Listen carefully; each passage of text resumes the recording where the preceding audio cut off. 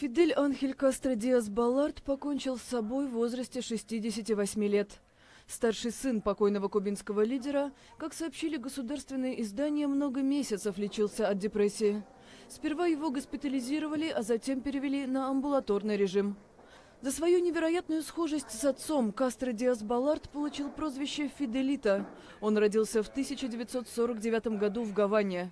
Образование получил в Советском Союзе. Закончил Московский государственный университет по специальности ядерная физика и аспирантуру Института атомной энергии в подмосковной Дубне. С 80 по 92 сын Кастро возглавлял ядерную программу республики. В последние годы Фиделито занимал посты консультанта по науке Госсовета Кубы, а также был заместителем президента Кубинской академии наук. Он никогда не хотел быть заметной политической фигурой и не претендовал на роль преемника своего отца. Сам Фидель Кастро скончался год назад, ему было 90.